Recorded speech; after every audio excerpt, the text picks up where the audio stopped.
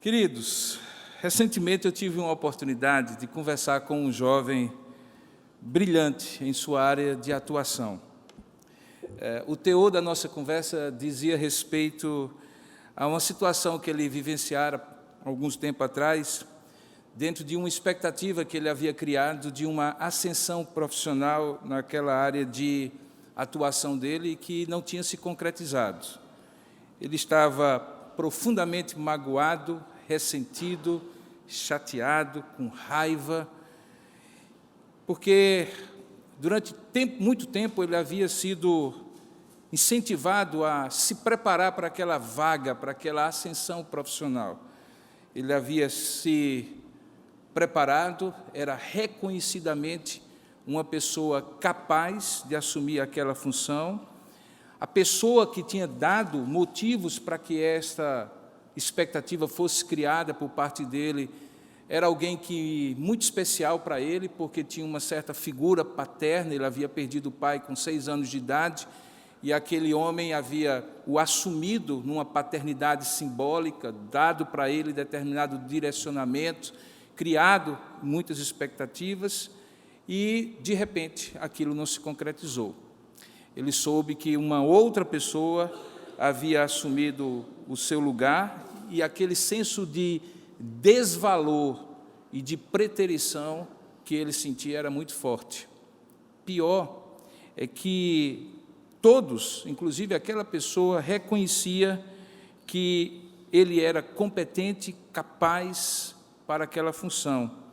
Mas o problema dele era que a sua atitude, que ele deixava transparecer em vários momentos quando ele não tinha as coisas do jeito que ele queria, não encontrava as coisas do jeito que ele desejava, diante daquela frustração, era explosões de temperamento, ou seja, alguém muito competente, mas que não tinha muita capacidade de suportar frustrações.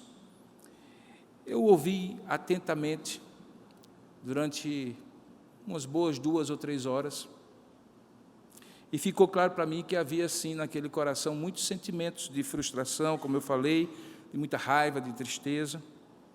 Mas o maior problema não era o que tinha acontecido com ele, era para quem ou para o que ele estava olhando na sua angústia, na sua frustração. Ele olhava para todo mundo e dizia: a culpa é dele, a culpa é deste, alguém devia ter feito isso, o outro devia ter intervido daquela outra forma.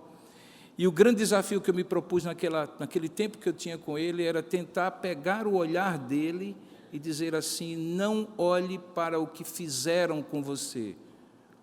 Se você é crente em Jesus Cristo, olhe, acima de tudo, para qual propósito Deus tem ao deixar você passar por aquela frustração e, principalmente, que tipo de pessoa Deus está transformando você com esse remédio amargo, com essa instrumentação dura e difícil de suportar. Que tipo de pessoas Deus está nos transformando ao usar ferramentas circunstanciais e pessoas que acabam frustrando as nossas expectativas?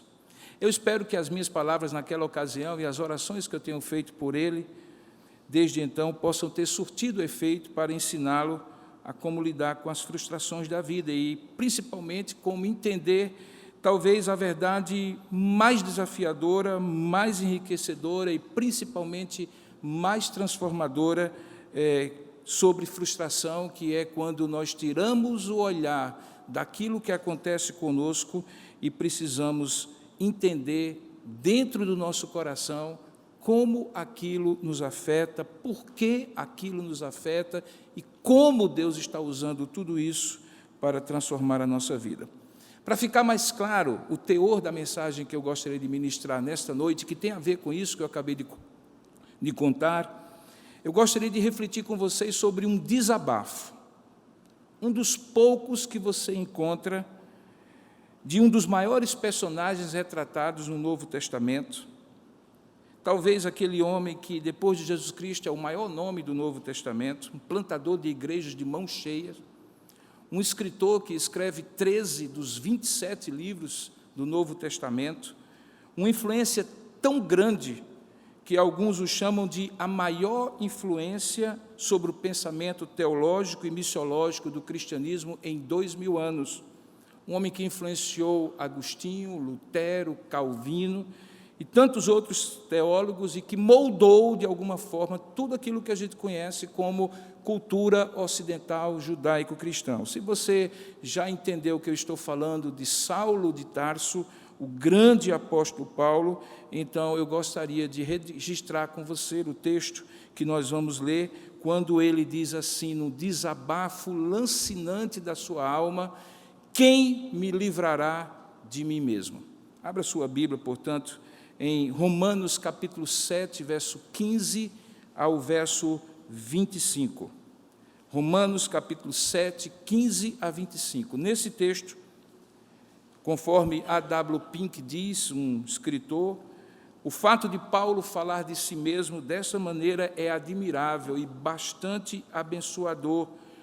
E o Espírito Santo deseja transmitir-nos nesse texto que a verdade é de que mesmo as mais elevadas realizações na graça não isentam o crente da dolorosa experiência que aqui ele descreve. Ele descreve Paulo nesse texto como um artista que pega um pincel, se coloca diante de um espelho e pinta a si mesmo um autorretrato, falando da sua experiência, do conflito necessário entre as duas naturezas que ele via dentro de si mesmo e que eram antagônicas. E é por isso que nós lemos o texto perguntando assim: como nós podemos nos ver nesse desabafo de Paulo? Abra, portanto, sua Bíblia, Romanos 7, 15 a 25, você também que nos assiste e participa do culto pela internet e pelo sinal da TV Master. Leamos a palavra de Deus, acompanhe, por favor. Diz assim a palavra do Senhor: porque nem mesmo compreendo o meu próprio modo de agir, pois eu não faço o que prefiro, e sim o que detesto. Ora, se faço o que não quero, consinto com a lei, que é boa. Nesse caso, quem faz isso já não sou eu, mas o pecado que habita em mim. Porque eu sei que em mim, isto é, na minha carne, não habita bem nenhum. Pois o querer o bem está em mim, não, porém, o efetuá-lo. Porque não faço o bem que prefiro, mas o mal que não quero, esse faço. Mas se eu faço o que não quero, já não sou eu quem o faz, e sim o pecado que habita em mim. Então, ao querer fazer o bem, encontro a lei de que o mal reside em mim. Porque no tocante ao homem interior, eu tenho prazer na lei de Deus. Mas vejo nos meus membros outra lei, que guerreando contra a lei da minha mente, me faz prisioneiro da lei do pecado que está nos meus membros. Desventurado homem que sou, quem me livrará do corpo desta morte? Graças a Deus, por Jesus Cristo nosso Senhor, de maneira que eu de mim mesmo, com a mente, sou escravo da lei de Deus, mas segundo a carne, da lei do pecado. Que Deus abençoe a sua palavra lida. Amém. Vamos orar juntos? Ó Deus amado e querido Pai, nesse momento em que estamos aqui diante da Tua presença, em que podemos Te louvar e Te adorar, porque Tu és digno de louvor e adoração por parte do Teu povo, que Te reconhece como Deus, como Criador e Senhor. Nesse momento em que abrimos a Tua palavra, temos a expectativa, a confiança, Senhor, que Tu falarás conosco como já tens feito. E nós Te adoramos e Te bendizemos porque nos lembramos de quando o Senhor fala conosco, de quando o Senhor falou conosco, e temos então a expectativa de que novamente o nosso coração seja impactado pela Tua palavra, que mais do que um homem que está aqui à frente, o Teu Espírito use esta boca, este ser limitado, fraco, falho e tão pecador quanto aqueles que me ouvem, para falar ao coração de todos que estão com o coração aberto, os ouvidos abertos, o coração dilatado para Te ouvir. Fala conosco, Senhor, fala conosco, Pai. Perdoa os nossos pecados, limpa-nos e dá-nos a Tua palavra como verdade e vida, pois é assim que nós Te oramos em nome e para a glória de Jesus. Amém, Senhor. Continue com sua Bíblia aberta, porque vai ser necessário que você de vez em quando dê uma olhada para o que eu vou ministrando. Nesse texto que nós lemos, de Romanos 7, 15 a 25, o apóstolo Paulo já vinha de uma sequência de exposições das doutrinas cristãs que fazem da carta aos Romanos um verdadeiro compêndio de teologia. Veja, ele centraliza tudo aquilo que ele fala em Romanos, naqueles versos, já no capítulo 1 da epístola, versos 16 e 17, Romanos 1, 16 e 17, quando diz que não me envergonho do Evangelho, porque é o poder de Deus para a salvação de todo aquele que crê, primeiro do judeu e também do grego, visto que a justiça de Deus se revela no Evangelho, de fé em fé, como está escrito, o justo viverá por fé. Baseado nesta convicção, Paulo escreve 16 capítulos da Epístola aos Romanos, com a intenção de apresentar àqueles irmãos da capital do Império Romano, não apenas a si mesmo, mas a mensagem que ele pregava, com a expectativa de que, reconhecido como um pregador cristão, como um apóstolo do Senhor, como um pregador do Evangelho de Cristo, ele pudesse ser apoiado no intento que ele tinha de chegar até a Espanha, na fronteira ocidental do Império Romano, com o apoio, inclusive, financeiro daquela igreja. Romanos, portanto, tem uma exposição do Evangelho, uma exposição profunda, teológica, muito clara, muito evidente, com um propósito missiológico, que é fazer com que aquela igreja compreendesse o Evangelho de Paulo, já que eles não o conheciam pessoalmente, e pudesse apoiá-lo para chegar à Espanha. Ele começa já no capítulo 1, 2 e 3, falando sobre a primeira dessas grandes doutrinas, que é a doutrina da depravação total, que pode ser resumida no seguinte pensamento, que todo homem, todo, judeu e grego, é pecador. E também o homem todo, corpo, alma, espírito, também estão compuscados, sujos, poluídos por este pecado. De modo que não apenas no corpo, mas na mente, nos pensamentos, nas motivações, esse pecado se estabelece. Paulo deixa claro que isso é uma praga que atinge tanto pessoas religiosas como pessoas pagãs. Ele diz que os religiosos são pecadores porque imaginam que pela sua religiosidade, pelo cumprimento de deveres religiosos, eles obtêm mérito para si e pensam que a salvação pode então ser obtida pelas suas obras. Esse era o problema dos judeus. E os pagãos que não conheciam a lei de Deus e pouco se importavam com ela, já na verdade desprezavam esta lei e, portanto, pecavam não porque queriam cumprir a lei, porque não tinham nenhum respeito por ela, mas justamente porque queriam criar para si deuses à sua imagem e semelhança, tornaram-se, portanto, idólatras, e daí em diante, pessoas que normalmente conviviam na sociedade eram aqueles mais depravados, promíscuos e impuros, desde a vida sexual a todo tipo de pecado que Paulo descreve em Romanos capítulo 1. Tendo estabelecido, portanto, que nem religiosos, nem pagãos podiam salvar a si mesmos, Paulo então expõe a segunda doutrina importante dessa epístola, que é a justificação pela fé. Paulo então demonstra que aquilo que o homem não pode fazer por si mesmo, pagar pelos próprios pecados, cumprir a lei e salvar-se, Deus enviou o seu Filho para, substituindo-o no Calvário, pagar a pena, como eu falei domingo passado, na cruz de Cristo, que o homem não podia pagar. E ao fazer isso, Deus credita ao homem um crédito especial e espiritual, que é a salvação. Esse crédito não apenas anula a dívida anterior, mas de fato renova-se a cada momento, porque esse homem, apesar de ter a sua situação legal, jurídica, forense diante de Deus, porque nenhuma condenação há para os que estão em Cristo Jesus, ainda precisa ser transformado moralmente. E é justamente essa graça que vai se renovando, que transforma este homem para a vida eterna.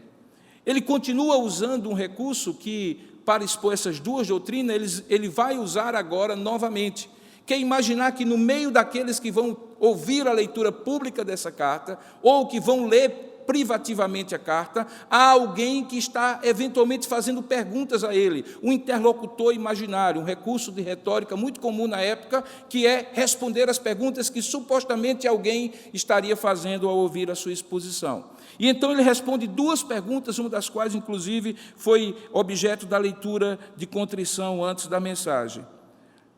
Quando alguém pergunta para ele, então, se onde abundou o pecado, superabundou a graça de Deus, então seria melhor continuar pecando, porque aí o crente teria mais graça de Deus. E aí Paulo responde, de jeito nenhum, em absoluto, não há nenhuma condição desse argumento se sustentar, porque não é possível que alguém viva para pecar se alguém já morreu para o pecado e nós já estamos mortos em Cristo Jesus. Ele deixa isso claro em Romanos capítulo 5, 12 e 14, quando ele diz assim, não reine, portanto, o pecado em vosso corpo mortal, de maneira que obedeçais às suas paixões, nem ofereçais cada um dos seus membros do seu corpo ao pecado como instrumentos da iniquidade, mas oferecei-vos a Deus como ressurretos dentre os mortos, e os vossos membros a Deus como instrumentos de justiça, porque o pecado não terá domínio sobre vós, pois não estáis mais debaixo da lei, e sim da graça. Diante de uma outra segunda pergunta que antecede ao texto que nós lemos, que é por meio da lei que o homem descobre que é pecador, e aí supostamente essa lei se tornaria em mal, porque mostraria o pecado do homem, Paulo afirma que, de fato, apesar da lei avultar o pecado, deixar claro, patente, e demonstrar o quão sério é o pecado, a lei não se transforma em pecado, nem é algo ruim, porque ela vem de Deus, e sendo Deus bom, tudo aquilo que Ele faz é bom, e por isso ele diz, a lei de Deus é boa, embora eu seja carnal, vendido à escravidão do pecado. E é justamente nesse verso anterior, quando ele diz essas palavras, porque bem sabemos que a lei é espiritual, eu todavia sou carnal, vendido à escravidão do pecado, que Paulo prepara o ambiente para essa reflexão que nós lemos, a partir do verso 15, e que acaba trazendo um desabafo. Então é dentro desse contexto de um homem que conhecia muito bem quem Deus é, conhecia muito bem quem ele mesmo era, que ele então estabelece uma reflexão sobre a sua interioridade, os motivos desse conflito que ele percebia dentro de si mesmo e que era o conflito que ele caracterizava como uma guerra, como uma batalha interior, e que certamente era aquilo que aquele jovem com quem eu conversei no início da mensagem que eu mencionei para você, deveria ter os seus olhos focados, não na guerra contra os outros, porque ele nada podia fazer para reverter aquilo que os outros faziam com ele, ou contra ele, como ele via, mas ele deveria olhar para dentro de si mesmo, porque aquela frustração, aquela ira, aquele ressentimento, aquela mágoa, falavam muito da imaturidade espiritual dele, e falavam muito daquilo que ele precisava ter tratado dentro do seu coração. Então, chegando ao texto onde Paulo claramente estabelece o seu desabafo, veja que ele faz uma sequência, quando ele chega ao tema que eu gostaria justamente de compartilhar com vocês, e é, quem me livrará de mim mesmo? Quando a gente lê esse texto, alguns comentaristas fazem a seguinte pergunta, será que essas palavras que Paulo usa, que nós lemos, que nós vamos retomar para elas, são palavras de um crente mesmo, de uma pessoa que nasceu de novo? Como é que ele pode dizer que os seus membros são escravos do pecado? Isso não tem a ver com alguma experiência que Paulo está relembrando, que ele vivia antes de Cristo? Como é que um crente diz coisas que parecem tão inadequadas, porque seriam supostamente típicas de um homem sem Cristo, antes da regeneração? Para mim, irmãos, a segunda metade do capítulo 7 de Romanos, esse texto que nós lemos, é exatamente a descrição do conflito que um crente vive. Exatamente, sem tirar nem pôr. Descreve justamente o conflito dessas duas naturezas que você precisa compreender que habitam em você depois que você tem a Cristo. Uma já estava com você, uma já era você. A outra, que é a nova natureza em Cristo, é internalizada pelo Espírito em você, e é justamente aí que surge o conflito.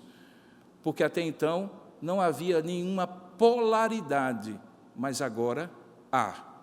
Há uma velha natureza e há uma nova natureza em Cristo. Paulo, em outro texto, se você abrir em Gálatas capítulo 5, versos 16 e 17, se puder projetar, André, eu agradeço, ele coloca isso em poucas frases. Tudo o que ele escreveu em Romanos 7, de 15 a 25, poderia ser resumido em Gálatas 5, 16 e 17. Veja o que ele diz. Digo, porém, andai no Espírito e jamais satisfareis as concupiscências, os desejos desenfreados, as compulsões da carne. E aí ele diz mais, porque a carne milita, e o termo é militar mesmo, pegar briga, guerrear, ir contra, tentar suprimir a força de um adversário. A carne milita contra o Espírito, e o Espírito contra a carne, porque eles são, veja, opostos entre si, há uma polaridade. E qual é o objetivo? É que, andando no Espírito e não satisfazendo a concupiscência da carne, aquele homem, eu, você, Paulo, não façamos o que porventura seja do nosso querer. Veja que ele resume aqui aquilo que em Romanos 7, 15 a 25, ele descreve com detalhes, até mesmo emocionais, psicológicos, o bem que eu não quero, esse eu faço, eu não consigo, eu detesto, mas acabo fazendo, e assim por diante. Um dos grandes teólogos que falam sobre isso, o A.W. Pink, diz o seguinte: as afirmações de Paulo são verdadeiras a respeito de todos os crentes que vivem neste mundo. Todo crente fica aquém, muito aquém do padrão colocado diante dele. E estamos nos referindo não ao padrão da igreja, mas ao padrão de Deus, que é a lei do Senhor. Ele continua dizendo assim: se qualquer leitor crente, como você e eu que estamos aqui, disser que Romanos 7 não descreve a sua vida, afirmamos com toda a bondade que essa pessoa se encontra terrivelmente enganada.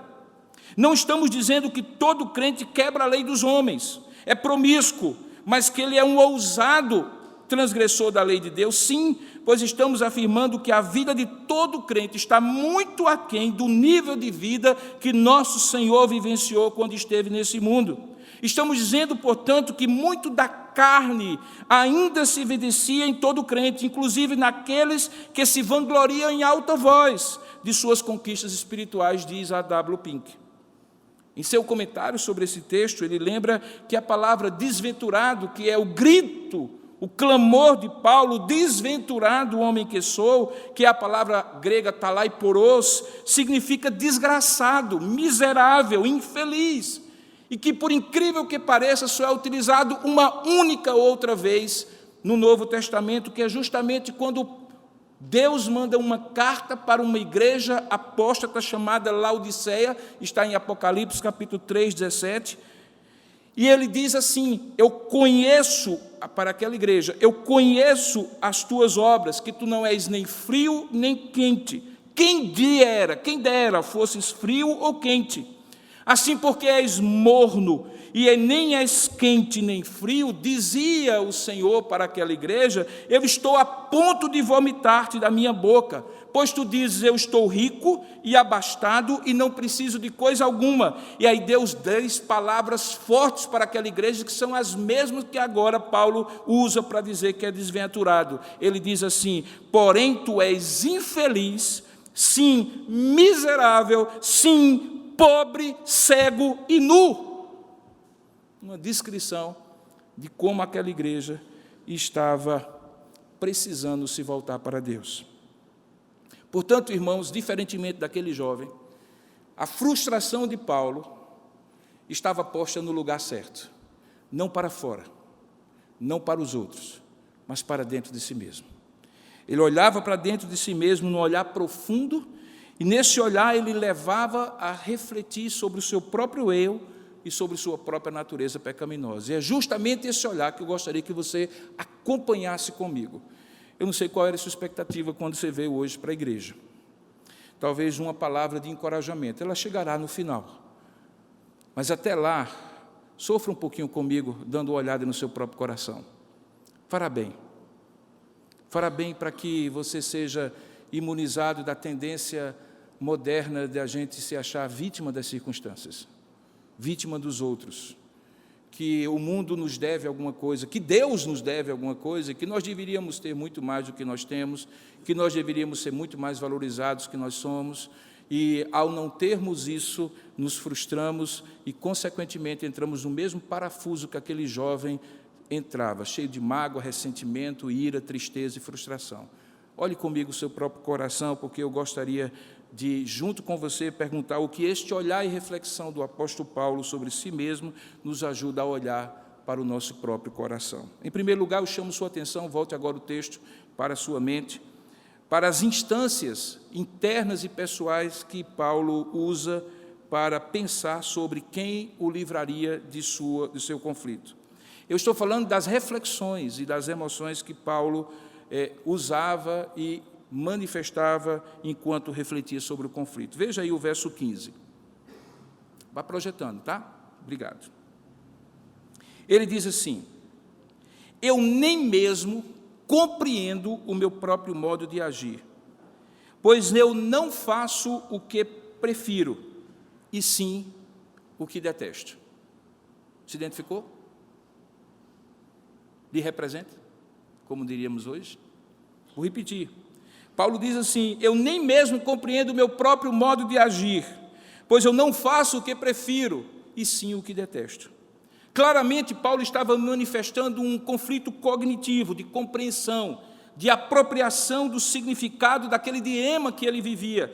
Ele sabia identificar o problema era que ele não compreendia o seu modo de agir, e o seu modo de agir é que era contrário àquilo que ele sabia que era certo fazer, mas ele não conseguia entender de onde vinha isso. Ele não conseguia encontrar sentido para suas próprias atitudes, porque elas eram na direção diametralmente oposta ao que ele gostaria que elas fossem. A frustração de Paulo ao olhar-se encontrava-se justamente naquela fronteira que todos nós um dia já passamos e estamos muitas vezes, entre o que a gente deseja e o que a gente deve fazer, entre o que a gente sabe que deve fazer e algo que a gente sabe que não deve fazer e faz exatamente o oposto.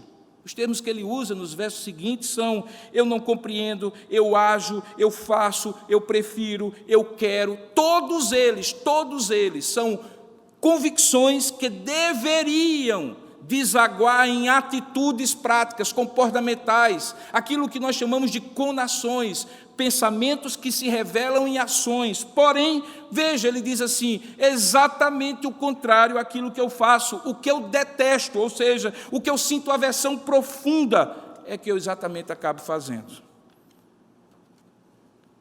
Aquela intersecção entre o que ele sabia que deveria fazer, a consciência e a ação, entre o crer e o agir de conformidade com aquele que ele cria, parecia não existir na experiência de Paulo. Faltava a ele o que eu chamo de tríplice coroa da motivação para agir corretamente, que é a consistência, a coerência e a congruência. Essas três coisas se formam dentro da gente e é justamente elas que fazem o motor de fazer a coisa certa. Mas em Paulo não havia coerência, não havia consistência, não havia congruência. Ele estava em contradição. As coisas não convergiam na vida dele, divergiam. Elas nunca se encontravam, pareciam retas paralelas que nunca se encontram. E mais, elas até se contrapunham, porque enquanto um ia numa direção para aquele lado, num sentido ali, e outra ia naquela outra direção, uma ia para Deus, outra ia na direção do pecado. Talvez alguém aqui já deve ter ouvido falar de um fenômeno psicológico conhecido como dissonância cognitiva. Ele foi estudado na década de 50 por Leon Festinger, um psicólogo social. Ele tentava explicar por que as pessoas fazem diferente daquilo que elas acreditam. Basicamente, ele disse que quando isso acontece, as pessoas constatam isso, elas entram em parafuso, há um tilt, há uma dissonância entre aquilo que elas acreditam, aquilo que elas pensam, os valores que elas defendem e aquilo que elas fazem. E, normalmente, ele dizia que as pessoas, quando possuíam uma opinião que era contrária ao comportamento que elas diziam ser, diziam fazer, diziam crer, elas usavam 3 estratégias, e ainda hoje usam, e isso foi provado por estudos com milhares de pessoas. Elas substituíam as crenças que estavam em conflito. Elas mudavam de opinião, elas se desdiziam, elas diziam que já não acreditavam mais naquilo, porque diante da força do comportamento, da constatação de que o que elas faziam era completamente diferente do que elas criam, era mais fácil mudar de opinião do que mudar de comportamento. Então elas trocavam. Ou então elas faziam assim, ou fazem assim. Elas acrescentavam mais crenças, mais argumentos, como uma forma de fazer a balança pesar desse lado e se impor ao comportamento aqui. E então elas entravam num desejo profundo de encontrar razões para explicar por que aquilo que elas criam era verdade e teria poder para suprimir toda a resistência do comportamento diferente. Ou então, elas simplesmente abandonavam as suas crenças e se largavam para aquilo que era o comportamento delas. Festinger estudou e demonstrou que eram essas 3 naturais tendências de quem se via em conflito. Mas o mais interessante é que Paulo não faz nada disso. Ele não troca suas convicções, ele não precisa ir atrás de novas convicções, ele não nega as suas convicções, ele reafirma as suas convicções. E você observa isso no verso 16. Veja. Ele diz assim: ora, se faço o que não quero, eu consinto, ou seja, eu ratifico, eu confirmo, eu reafirmo que a lei é boa. Eu não vou mudar o meu comportamento tentando fazer com que talvez a lei não se aplique a esse caso, talvez a lei não seja tão boa, ou talvez não seja para a minha época, ou talvez Deus tenha uma armadilhazinha nessa lei. Não! Ele reafirma a mesma coisa que dissera antes, que a lei é espiritual, que a lei é boa, que a lei revela quem Deus é e, portanto, se ele abrisse mão disso, ele abriria mão de qualquer consistência, coerência e congruência. Ele perderia o chão, ele estaria em areia movediça, e em areia movediça você não sabe como firmar convicções, comportamentos, decisões e atitudes, porque tudo se torna relativo, tudo se torna plural. E aí o que é certo vira errado, o que é errado vira certo. Observe, Paulo está reafirmando o que ele sabe sobre Deus. Ou seja, que o problema não está em Deus, nem na expressão do caráter de Deus, que é a lei. Paulo está reafirmando a sua convicção de que Deus e tudo o que ele faz é bom. Por isso ele diz: ora, apesar de constatar que faço o que não quero, verso 16, eu consinto, eu confirmo, eu declaro, eu ratifico que a lei é boa. O problema não está com Deus, o problema não está com a lei. E aí no verso 18 ele completa a segunda convicção que ele reafirma, que ele não foge, que ele não vai para a dissonância cognitiva tentando resolver ao negar suas crenças, ele reafirma suas crenças, porque no verso 18 ele diz outra coisa, que já não é mais em relação a Deus, é em relação a ele mesmo. Ele diz: agora eu sei que em mim, verso 18, isto é, na minha carne, aí sim não habita bem nenhum, pois o querer o bem está em mim, não porém o efetuá-lo. Aqui Paulo não está reafirmando a sua crença em Deus, ele está reafirmando a sua crença de quem ele é. E ele diz claramente: olha, o problema está em mim, na minha carne. Eu e tudo o que eu faço, isso sim é que não é bom, porque Paulo está reafirmando a convicção sobre a natureza decaída do ser humano, que mesmo tendo sido feita a imagem de Deus, tornou-se pecador, e na medida que o tempo passa, torna-se cada vez, infelizmente, mais aperfeiçoado em novas formas de pecar, ou no aprofundamento do que já fazia antes. Portanto, na instância intelectual de compreensão do conflito, Paulo não foge, não substitui crenças. Ele prefere reafirmar as suas crenças, ao invés de desconstruí-las, negá-las, trocá-las, desmerecê-las. Por quê, irmãos? Porque ele sabia que nessa batalha para livrar-se de si mesmo, uma correta compreensão de quem Deus é e de quem Ele é fundamental. Ele precisava reafirmar que o problema não estava em Deus, mas estava nele. Que Deus é bom e tudo que Ele faz é bom, mas a maldade do ser humano em tudo o que realiza, mesmo quando de forma disfarçada e subliminar, isso sim é que é ruim. Agora, é claro, irmãos, que isso tinha um custo emocional tremendo para Paulo.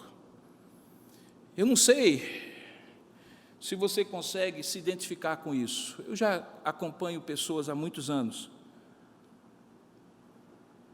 E uma das peripécias que a vida prega na gente é quando a gente tem muitas convicções quando mais jovem. Quando, por exemplo, a gente sabe como criar os filhos dos outros. Aí a gente tem os nossos filhos. Aí quando a gente tem os nossos filhos, aí a gente começa, é verdade, pero no mútil. Aí os nossos filhos são pequenos, e aquilo que nós falávamos dos filhos dos outros, começamos a ver os nossos filhos fazendo, e a gente fica com aquele sorriso amarelo da inconsistência, da incoerência, da incongruência, e diz assim, mas é assim mesmo, é porque ele é meio agitadinho. Ele puxou o pai, a mãe diz, logicamente, ou o contrário. E ele começa a tentar explicar, né? Ou às vezes, quando a gente é muito severo sobre erros morais que as pessoas cometem. Alguém que comete um erro moral e a gente vem com as duas mãos em cima, condenando, culpando, julgando, sem dar a oportunidade da pessoa se arrepender, refazer a sua vida. E aí, de repente, acontece conosco. Exatamente a mesma coisa. Tentar criar coerência numa situação como essa tem um custo emocional muito grande. Por isso que é mais confortável a gente dizer assim, mas eu mudei de opinião. Mas agora, veja, com o passar do tempo eu já penso de uma maneira diferente. Que a gente muda de opinião não há problema, só quem tem opinião fixa é gente doida. Mas quando a opinião que a gente muda não é baseada no amadurecimento, mas numa acomodação, para que a coisa fique melhor para a gente e a gente não consiga ficar tão conflitado internamente, a gente vai na direção contrária ao que Paulo foi. Paulo ia para cima do problema.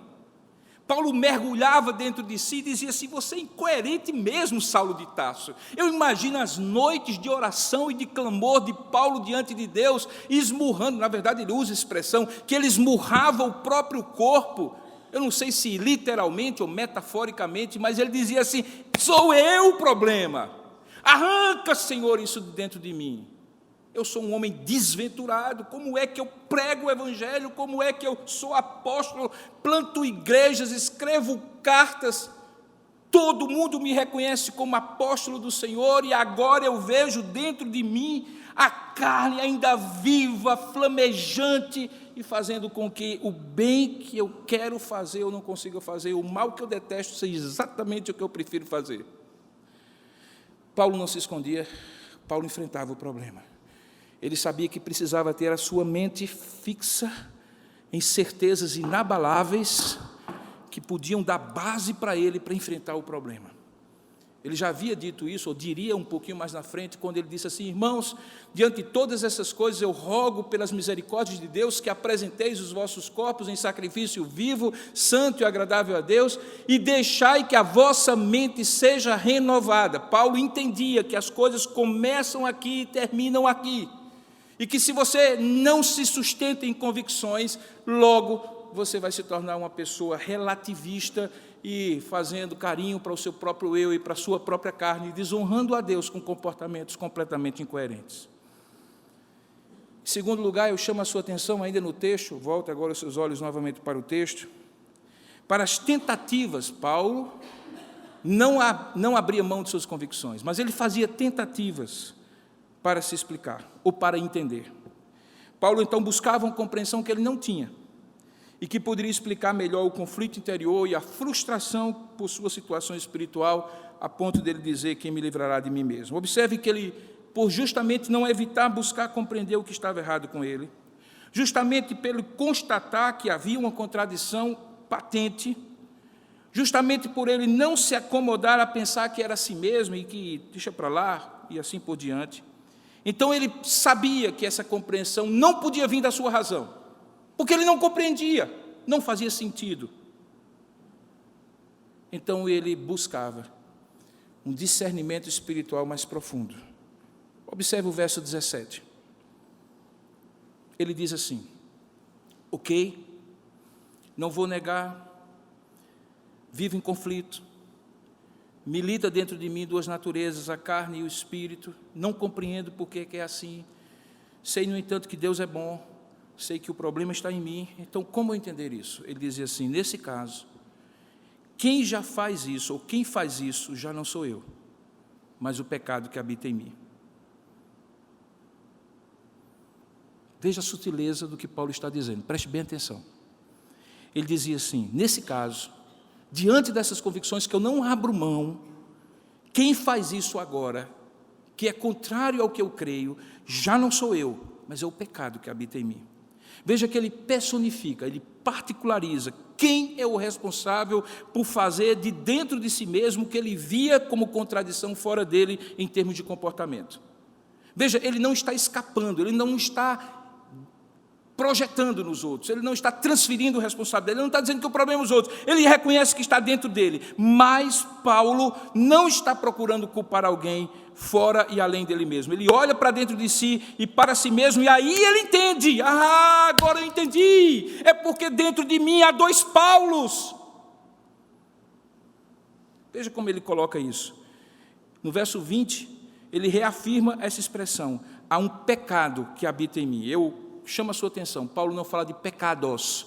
Todas as vezes na Bíblia que você encontrar essa referência, essa diferença entre pecados e pecado, então entenda o seguinte: pecados são os frutos de uma natureza pecaminosa, que normalmente na Bíblia chama-se pecado.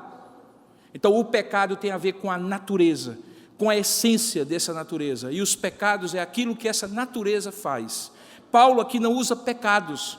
Ele está dizendo: o problema não são pontuais pecados que eu cometo, e sobre os quais sim eu devo me arrepender. O problema é que dentro de mim existe um princípio, um pecado que habita em mim. Ele fala isso no verso 17 e repete no verso 20. Ele fala de um princípio de rebelião, de impureza, de desobediência, que ele chama de mal residente, ou simplesmente de carne, ou simplesmente de mal que eu não quero, ou de lei do pecado que está nos meus membros. Todas essas expressões você encontra no verso 19, 21, 18 e 22, são todas sinônimas. Paulo está procurando, entenda, irmãos, Paulo está procurando, sabe quando você procura a palavra certa para explicar o que está acontecendo, o que você está sentindo? Paulo está dando vários significados para fazer compreensão, para entender. Então, deixa eu entender, o problema é que existe um princípio dentro de mim, um pecado que reside em mim, uma natureza pecaminosa que reside em mim.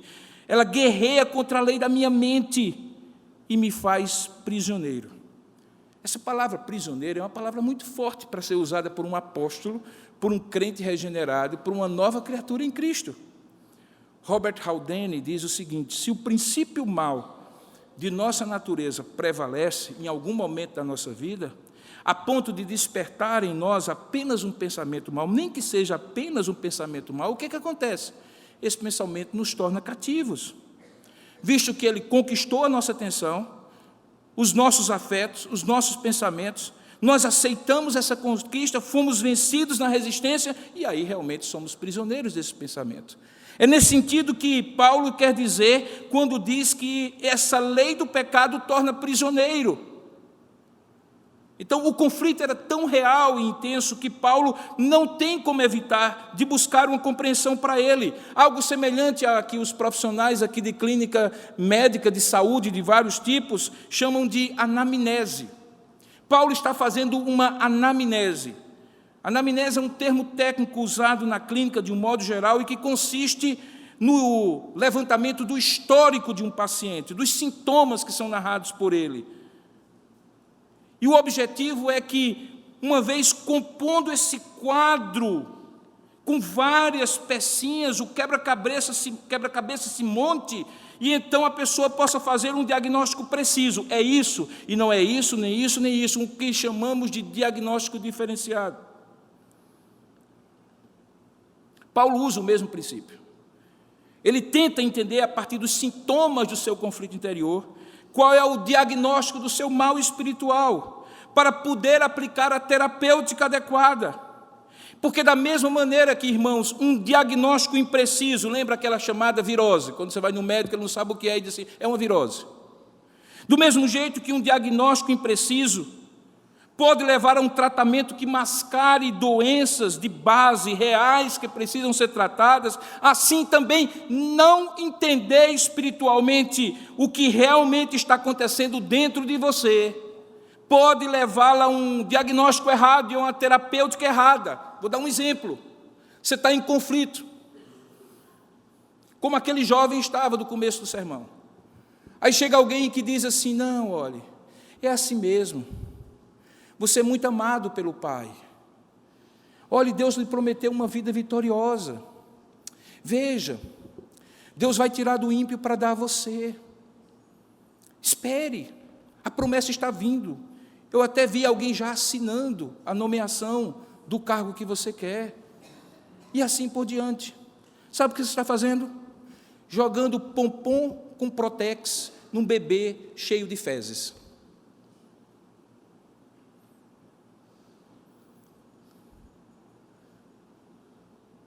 Você está dizendo assim, acalente o seu ego tão ferido, porque realmente os outros foram injustos com você.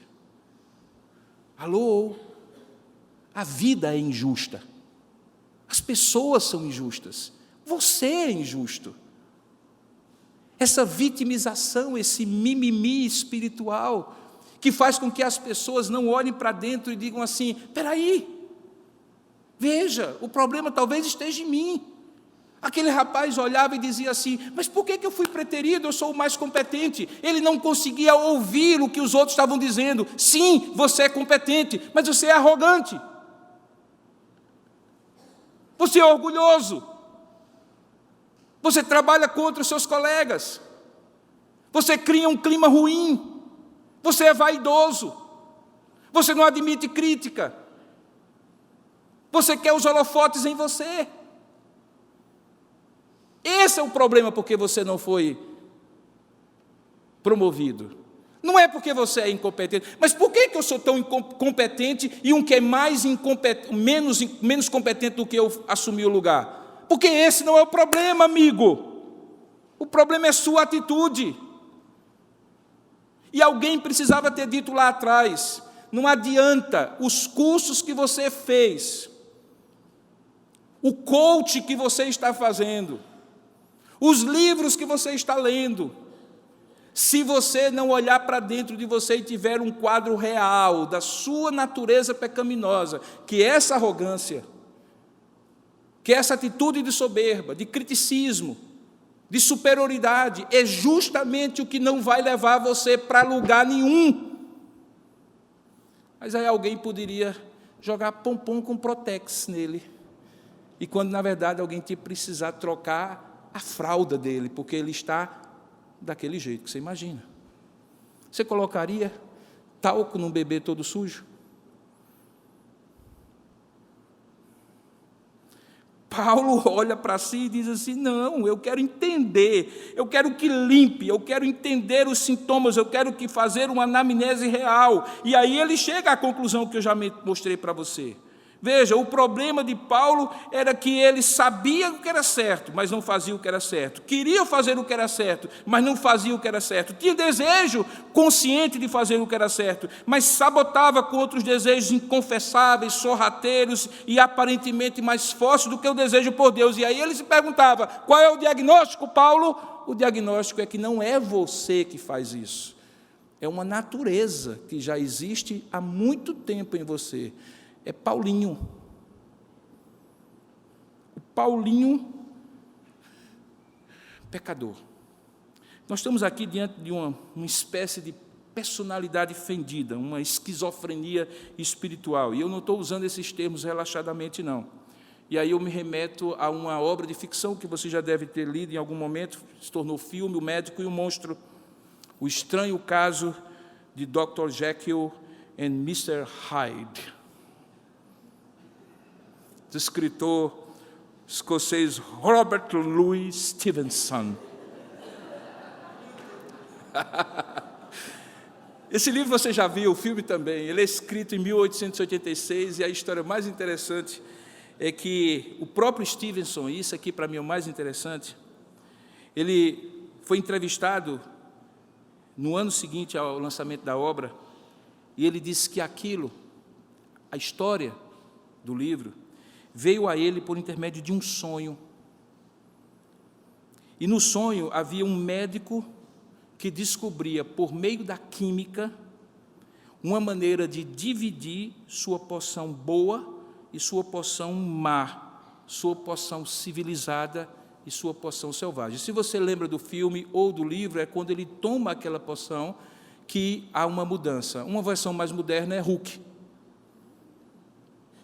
É um clichê do cinema tentar fazer uma anamnese de como é a natureza humana. Paulo não precisa de cinema, não precisa de Stevenson, ele simplesmente diz, eu entendo o que é que eu sou uma pessoa fissurada. Para um pouquinho, pense nisso aqui. Eu sou uma pessoa fissurada. Eu sou uma pessoa arrebentada por dentro. Eu tenho uma quebra, um afastamento ontológico, essencial, de natureza. E isso aconteceu, segundo Paulo, no início, quando este homem se rebela contra Deus. Paulo já havia dito aqui em Romanos que o salário, ou seja, a recompensa devida, justa e merecida do pecado é a morte. E que a morte significa que todos pecaram e estão destituídos, ou seja, separados, distantes, desarraigados, desapossados, deserdados da glória de Deus. A grande separação que explica a minha separação, a minha fissura interna, é a minha separação com Deus, de Deus, que eu herdei do meu pai Adão, da minha mãe Eva. Veja que Paulo vai lá atrás. Ele diz assim, eu era um galho, cheio de vida, florido, cheio de frutos. Mas eu era um galho quando eu estava dentro da árvore. A vida vinha de baixo, de dentro para fora e fazia com que eu tivesse vida. Mas quando o pecado veio e cortou esse galho foi jogado e ele foi se secando, porque já não havia seiva indo da árvore para o galho.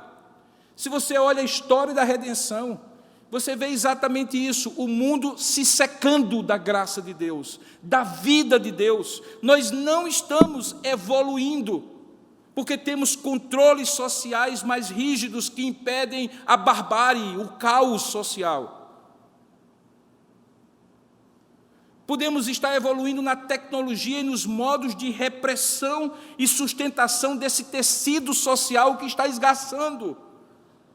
Porque, na verdade, a sociedade é reflexo do que eu sou. E eu sou o reflexo do que eu rompi com Deus. Começa lá e se expressa em todo o meu ecossistema social, a começar de dentro de mim. Como criatura, ele se separa de Deus, vive desde então brigando com Deus. Ora em guerra aberta, ora em guerrilhas mal disfarçadas, tentando atingir Deus ao atribuir a Deus seus fracassos, lutas, dificuldades, tentando atribuir a outros, em nome de Deus, circunstâncias, azar, falta de apoio, de oportunidade. É gente que vive com raiva de tudo, de todos, mas no fundo ele está apontando para Deus, dizendo a culpa é sua, porque afinal não é você que supostamente é bom, não é você que realmente me fez assim, não é você que me deu os pais que eu tenho, não é você que me fez nascer na família que eu tenho, não é você que sabe quem eu sou, que poderia ter me feito diferente, que poderia ter aberto portas, poderia ter feito o que os outros não fizeram. Você não é o Deus Todo-Poderoso, porque você não faz, porque você não é bom. Em dado momento, na conversa com aquele rapaz, eu perguntei para ele, de quem você tem raiva? E ele abriu a lista. Veja, para um pouquinho. Uma pessoa tinha preterido ele em relação a outra pessoa. Em tese, a responsabilidade da preterição, da escolha, era de uma pessoa. Mas a lista dele passou de 10 pessoas rapidamente. E eu deixei ela crescer. E à medida que ela foi crescendo e parecia esgotada, eu fiz a pergunta que o fez parar e ficar alguns bons minutos em silêncio. E de Deus? Como é que está a sua raiva com Ele? Ele pensou e fez a seguinte fala: essa é a minha maior luta, não ficar com raiva de Deus.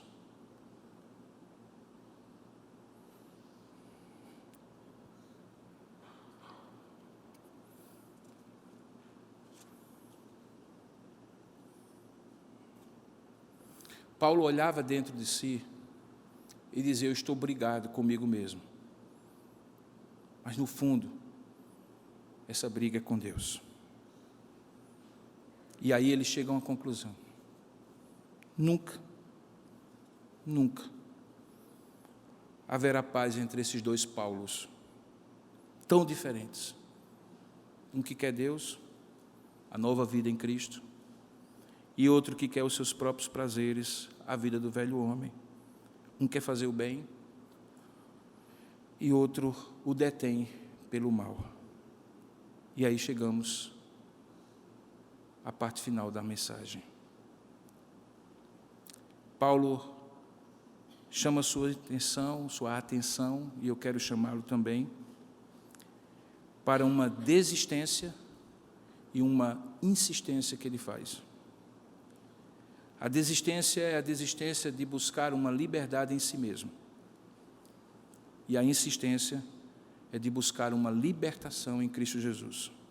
Veja os dois últimos versículos, 24 e 25. Estamos chegando ao final. Veja que esses dois últimos versículos do texto trazem a linguagem de uma alma regenerada e acabam por resumir o conteúdo dos versículos que imediatamente foram expostos. Diferentemente do homem incrédulo sem Cristo, que realmente é desventurado, aqui Paulo tem plena consciência de sua desventurança. E por isso, via em regra, não vive esse homem não regenerado o mesmo conflito que Paulo agora estava deixando claro, porque no verso 24, um grito de dentro para fora, desesperado, ensurdecedor, desse duplo Paulo é ouvido. Ele diz assim: desventurado homem que sou.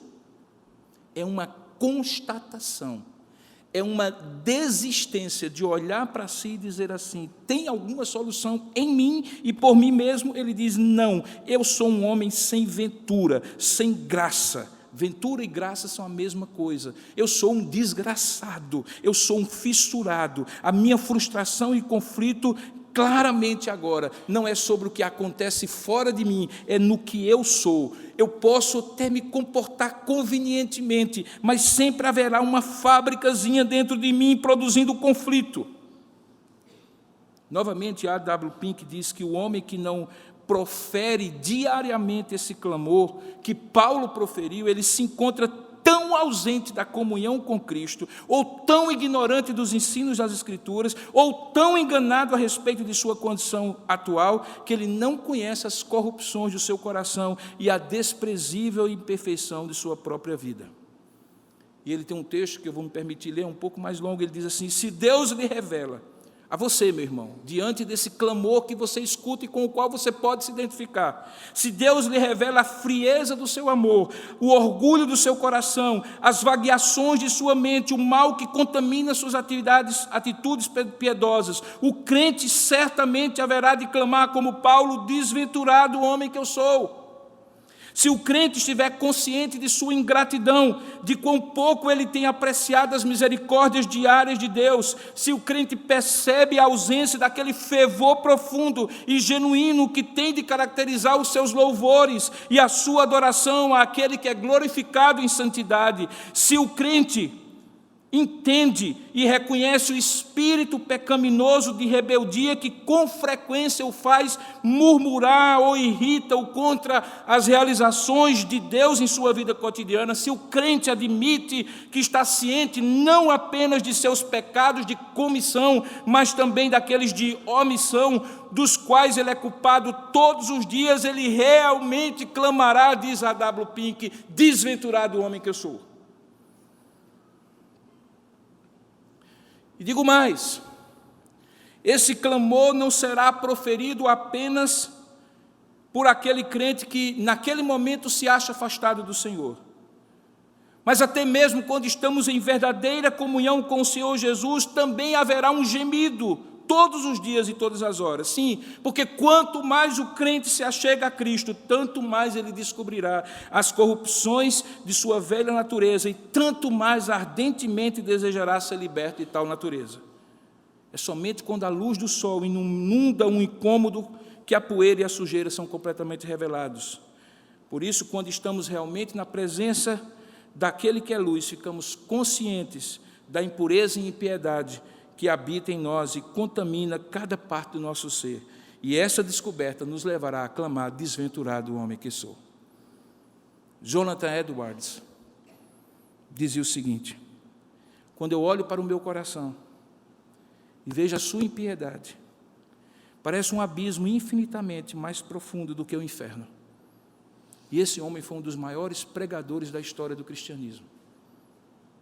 Parece-me que se não fosse a graça de Deus, dizia ele no seu diário, exaltada e elevada à infinita sublimidade de toda a plenitude e glória do grande Jeová, eu deveria comparecer, mergulhado em meus pecados, nas profundezas do próprio inferno, muito distante da contemplação de todas as coisas, exceto do olhar da graça soberana que pode destruir tal profundeza. E aí ele conclui: é comovente o quanto eu ignorava, quando era um crente novo, a profunda impiedade, orgulho e hipocrisia, engano deixados em meu coração. Até agora, irmãos, se alguém sair do culto nesse momento, a minha expectativa é que você saia muito mal.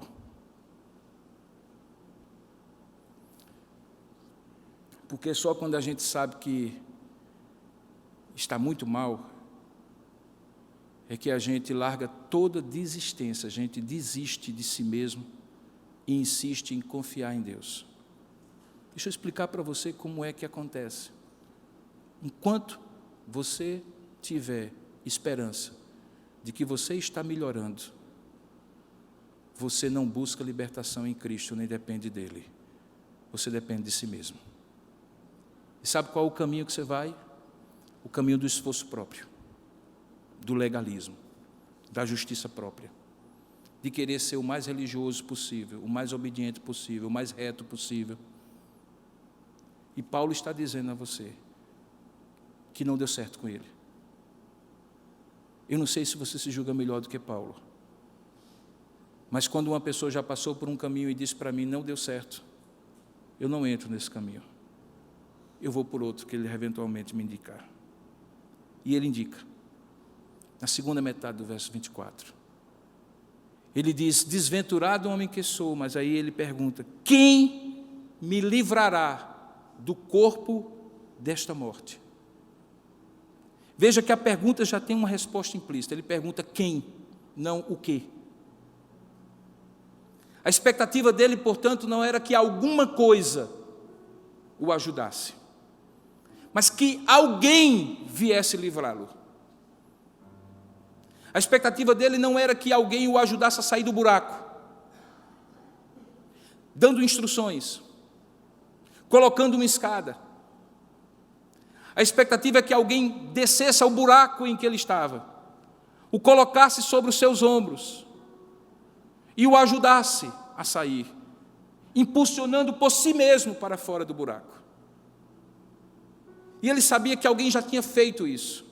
O nome dele é Jesus Cristo. E por isso ele diz no versículo seguinte: graças a Deus por Jesus Cristo nosso Senhor. Porque ele fez isso. O que eu esperava que ele fizesse.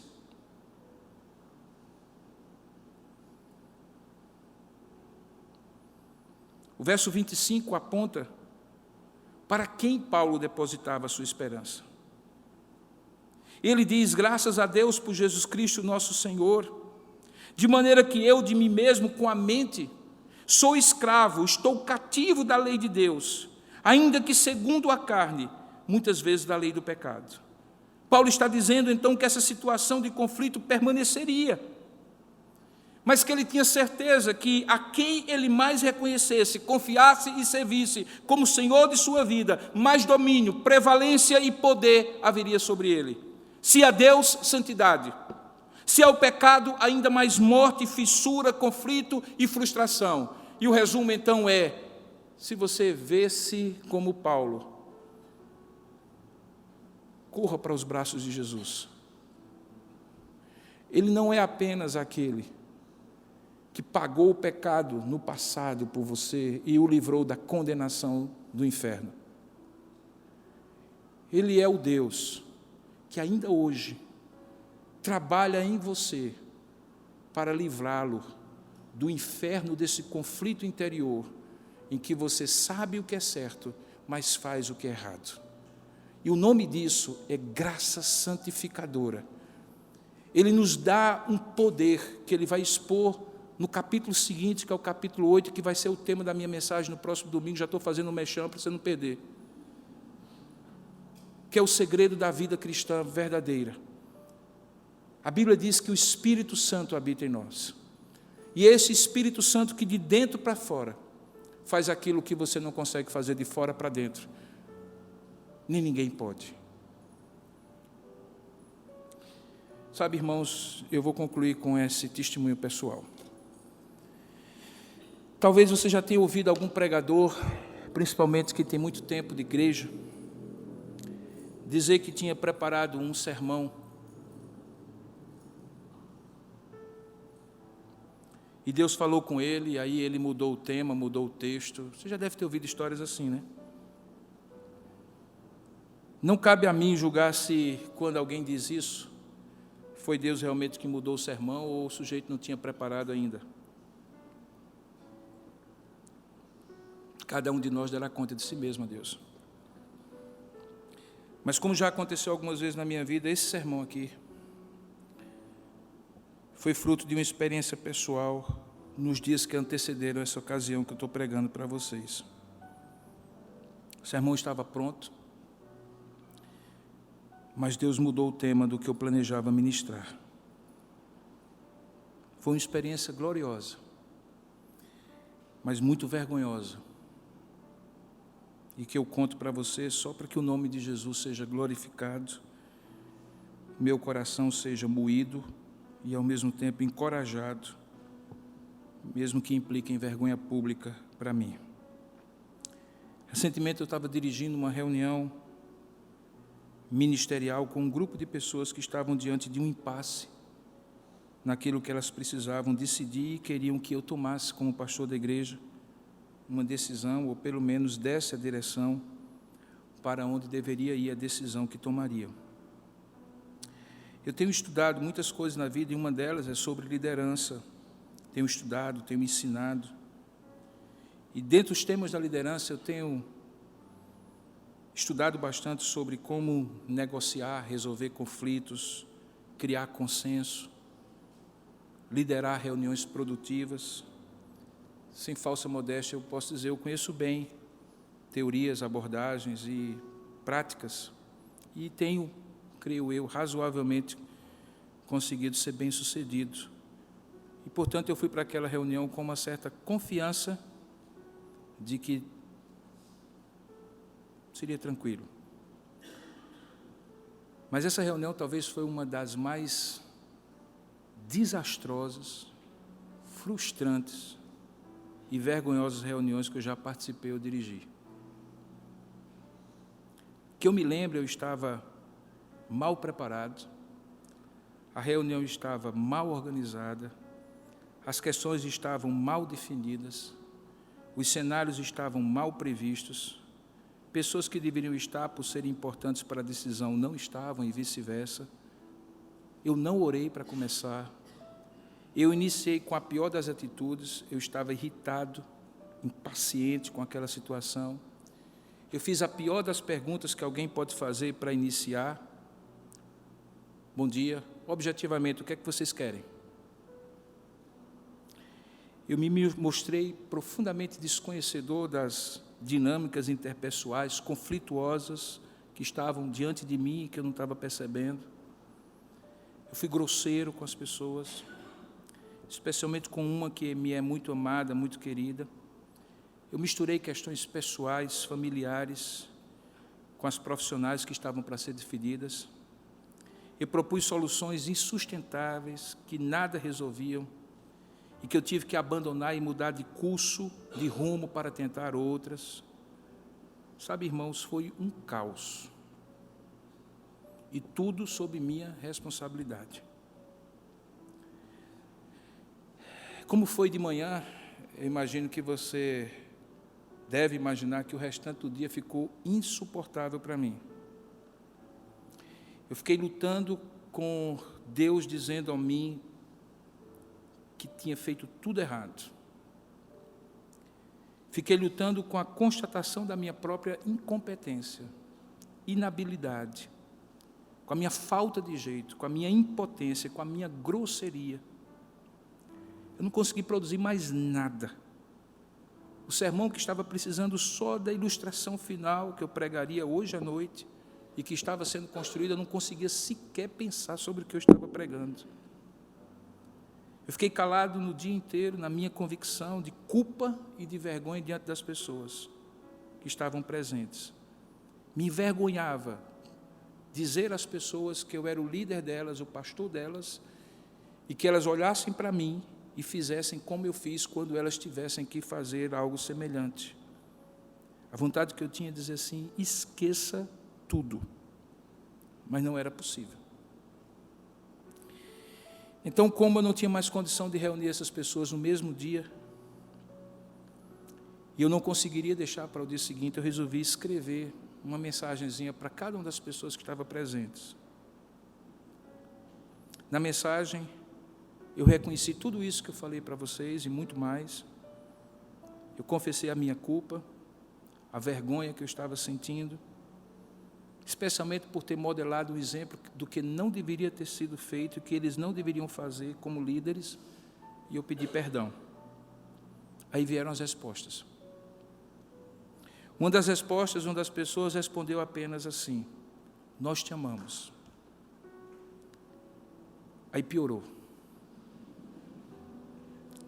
Porque embora eu soubesse que aquilo foi sincero da parte dessa pessoa, eu me senti ainda mais indigno, porque nós acostumamos com a ideia de que nós somos dignos do amor das pessoas.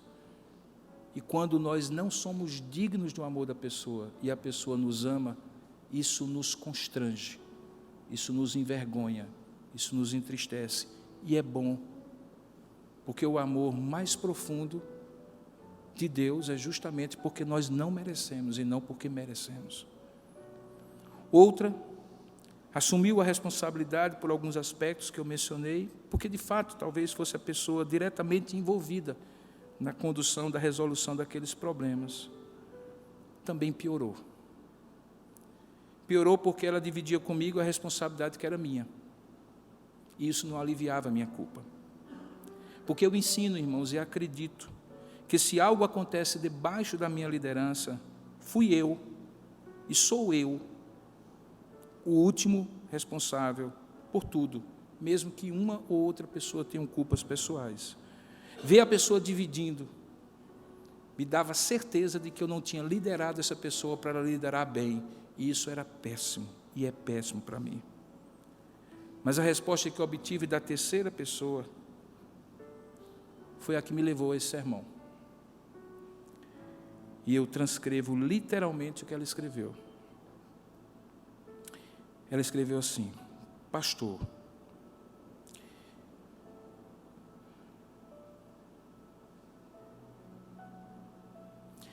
realmente eu não o reconheci na reunião de hoje. Eu passei o resto do dia pensativa e triste. Mas ao final do dia, quando a sua mensagem me alegrou, fiquei feliz com as suas palavras e pensei, esse é o pastor que eu conheço. Em 3 frases, ela disse 2 verdades que me levaram ao sermão e que me levaram a Paulo. Pastor, não o reconheci na reunião de hoje. Pastor, esse é quem eu conheço. E quando ela não me reconheceu, eu fui levado a me reconhecer. Diante de Deus, clamei e disse assim, como aquele Paulo, meu Deus, quem me livrará de mim mesmo? Eu que pensava que estava melhorando tanto. Queridos irmãos, nós não melhoramos em nós mesmos. Jesus Cristo precisa continuar sendo a nossa única esperança de transformação, assim como foi de salvação. Ele não é apenas aquele que lá no passado nos livra da condenação eterna. Ele é o Deus presente hoje que nos transforma para sermos cada vez mais semelhantes a Ele, na medida em que o Espírito Santo santifica e cada vez mais o pecado tem domínio menor sobre nós. Às vezes nos esquecemos disso, quando tudo vai bem, e nos iludimos pensando que estamos fazendo melhor porque somos melhores e estamos melhorando. Às vezes, ao contrário, nos esquecemos quando tudo vai mal, porque nos abatemos pensando que estamos sendo piores, porque somos irrecuperáveis. Deixe-me dizer, nós certamente somos muito piores do que imaginamos, mas Deus é muito melhor do que pensamos e nos ama muito mais do que imaginamos. Por isso, a vitória que nos livrará definitivamente de nós mesmos está mais próxima do que podemos prever e esperar. É quando Paulo diz, graças a Deus por Jesus Cristo, nosso Senhor, em quem nós somos mais do que vencedores, inclusive sobre a nossa própria natureza pecaminosa. Até lá, eu lhe convido a olhar para dentro de você e não para fora de você. Mas se o seu olhar for tão devastador, porque será conduzido pelo Espírito e você verá realmente quem você é, olhe para o autor e consumador da fé. Ele é a sua esperança de transformação de quem você é, naquilo que Ele deseja que você seja, semelhante ao seu Filho Jesus Cristo.